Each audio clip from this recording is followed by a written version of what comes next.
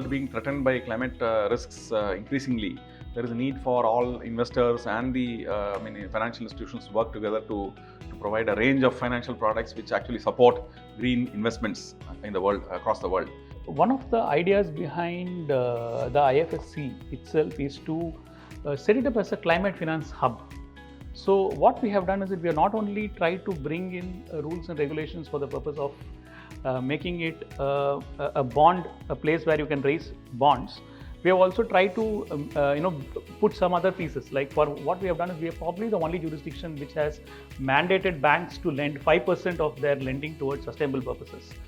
And we believe that the green investment opportunities in GIFT IFSC, which includes green bonds, the ESG funds, for sophisticated investors, as well as green credit through banks. REC raised 500 million from this jurisdiction as from green bonds, right? So the green bond ecosystem has been quite vibrant here. So RBI has permitted issue of sovereign green bonds in this jurisdiction. So the government will issue here, and there will be investors. Again, you will have international investors, because if you look at this piece, a lot of international investors want to invest in green finance.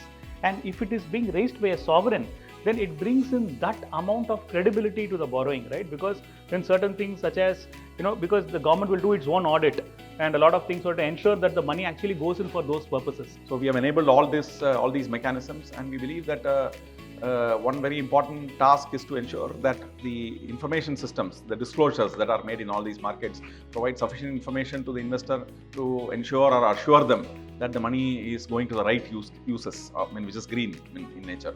So therefore, I think the disclosure framework here is quite robust, and we believe that will support the investors' confidence in actually investing more and more into many of the green products that are in the offing.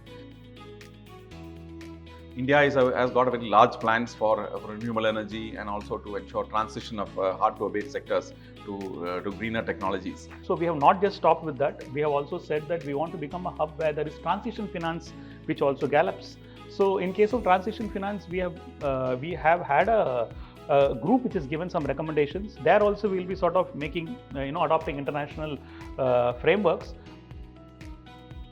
Regulators around the world are grappling with greenwashing. I think it's very important to ensure that this is a credible jurisdiction and investors have faith in a jurisdiction.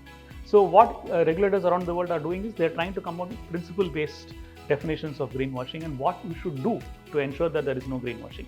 So this is also going to be something prescriptive for the issuers, right?